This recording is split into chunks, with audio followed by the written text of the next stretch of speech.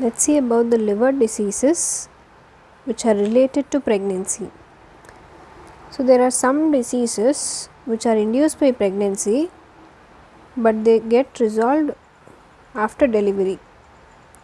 Some examples of such diseases include intrahepatic cholestasis of pregnancy, acute fatty liver of pregnancy, hepatic dysfunction from hyperemesis gravidarum, hepatocellular damage due to severe preeclampsia, and changes seen in eclampsia and hyperemesis. So these are some of the diseases which we will see in this video, of which we have seen the changes in eclampsia and preeclampsia in our previous videos. So eclampsia in the topic hypertensive disorders and hyperemesis in the topic hyperemesis gravidarum. So first let's see about the intrahepatic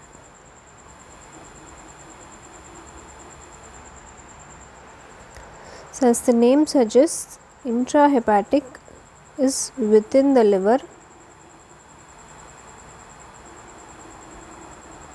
Cholestasis refers to the stasis of bile, that is accumulation of bile seen during pregnancy. So this is called as intrahepatic cholestasis of pregnancy. This is most commonly seen in the second half of pregnancy. In this presents as pruritus, which is the major complaint seen in the third trimester or late second trimester.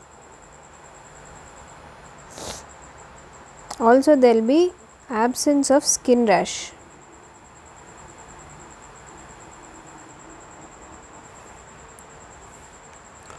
Also here there will be moderate increase in serum aminotransferases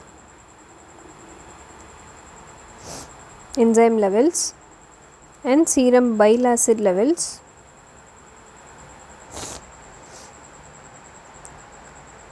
which occurs after the second and third trimester of pregnancy. Coming to the etiology,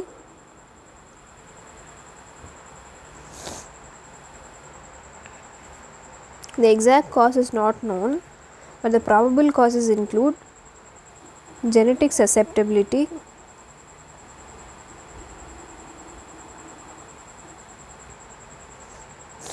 decreased estrogen levels,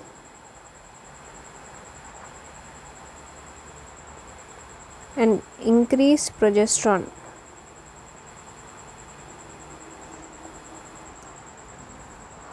All these factors can lead to intrahepatic cholestasis of pregnancy. Next, let's see the histological and biochemical changes.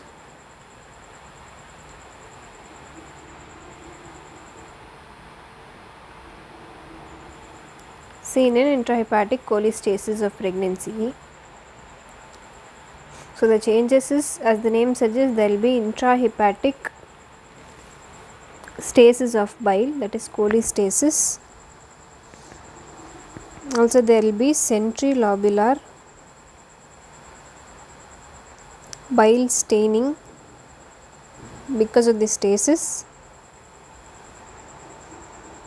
There will be absence of inflammatory cells.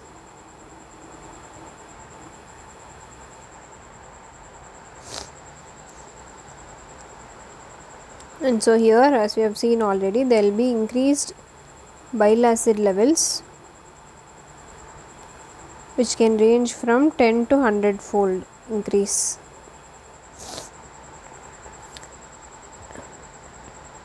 And this condition is called as icterus gravidarum.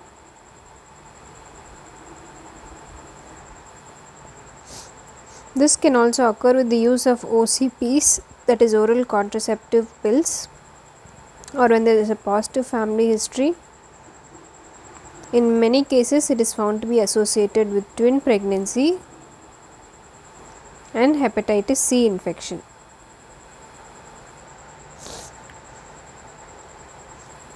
So the symptoms, the major symptom is generalized pruritus, that is itching.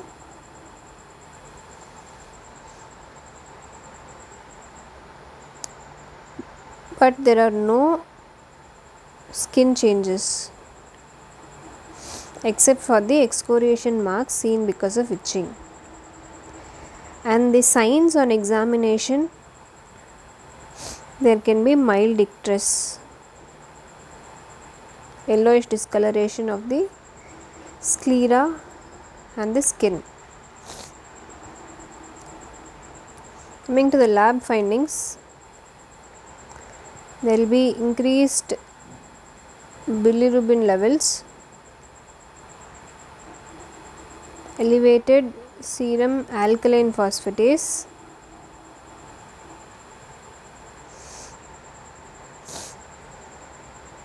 then serum transferase levels, alanine and aspartate transferase levels are normal to increased. They can be increased to more than 250 units per liter,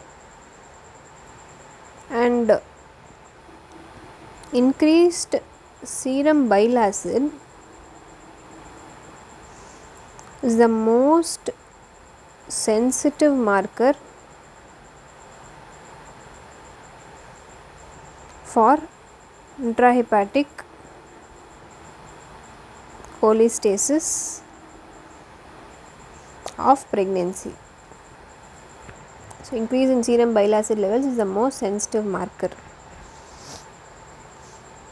And what are the effects it causes on pregnancy? The fetal risks can include stillbirth, which can be unexplained stillbirth, and there can be preterm deliveries. And the management of this condition, for the itching, we give oral antihistamines,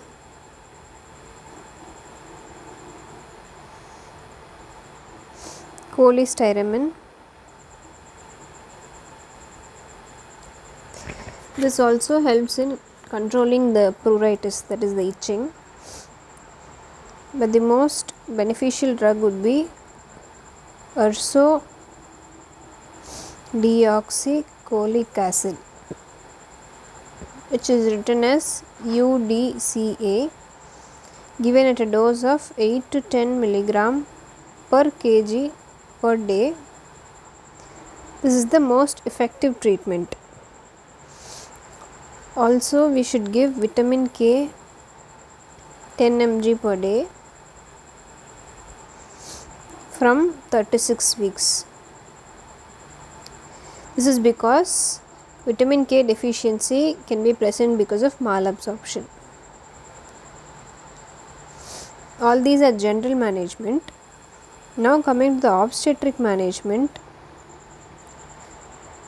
important is maintaining proper fetal surveillance from 34 weeks with timely intervention whenever required. So this is about the intrahepatic cholestasis of pregnancy. Next, coming to the acute fatty liver of pregnancy.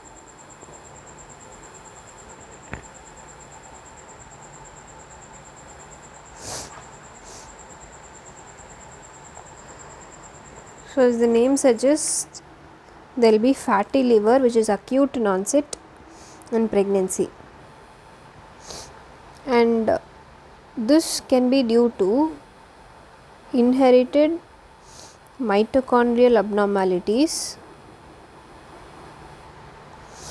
of fatty acid oxidation, which acts as a predisposing factor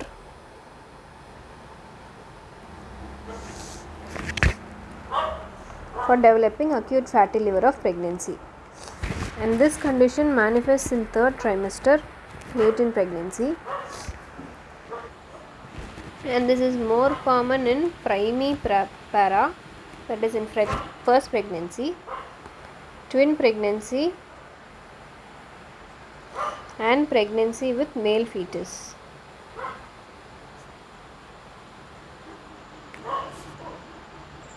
Coming to the clinical features, the symptoms include malaise, anorexia, nausea and vomiting, epigastric pain, and progressive jaundice.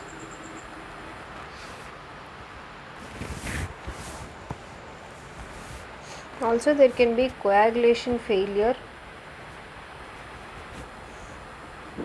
because the vitamin K dependent clotting factors are activated in the liver, which are 2, 7, 9 and 10.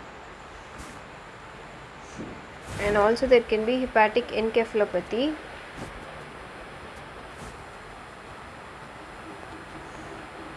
and renal failure seen in late stages in almost half the patients, and marked hypoglycemia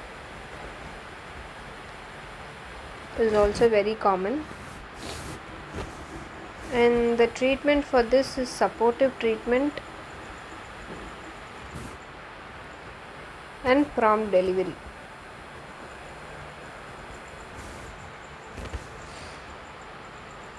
But in this case also the maternal mortality and the fetal mortality are also high. The next disease is hepatic dysfunction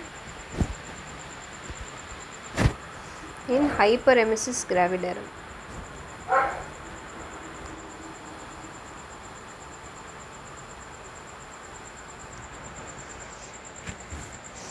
The hyperemesis gravidarum, as we all know, is a condition in which there is excessive nausea and vomiting in pregnancy, which is sufficient enough to cause dehydration and acidosis.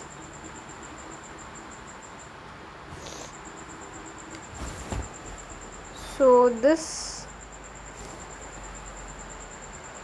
condition can sometimes lead to hepatic dysfunction,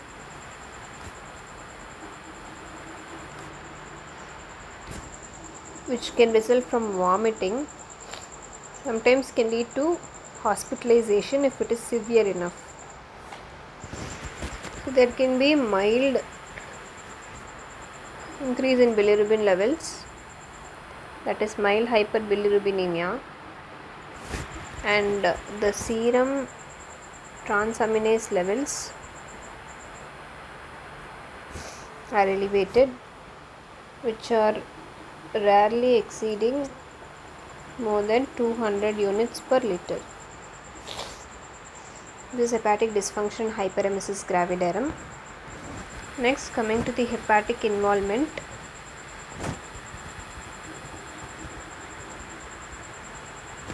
In preeclampsia or eclampsia.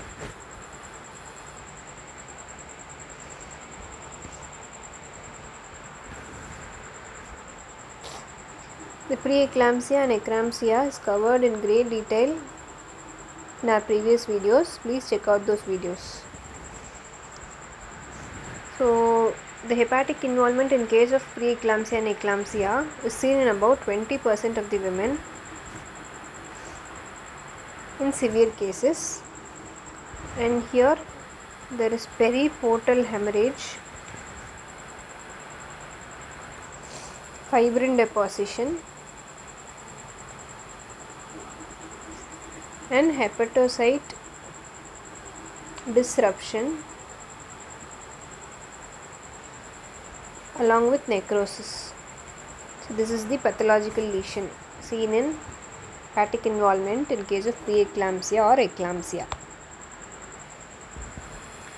The hepatic complications which can develop are called as HELLP syndrome.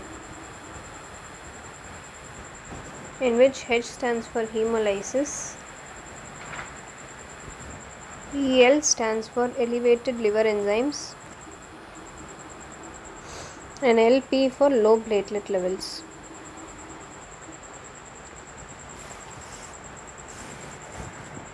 So management in this case involves prompt delivery if the gestational age is more than 34 weeks, and if it is less than 34 weeks, there should be strict monitoring.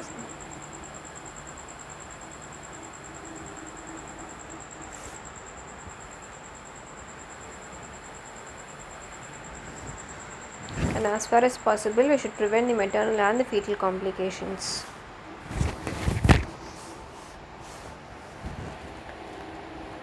So we have covered about the HELLP syndrome and the preeclampsia and eclampsia in detail in the video, the hypertensive disorders of pregnancy. Please go check out those videos for the more information required. So that is all in this video. Thank you.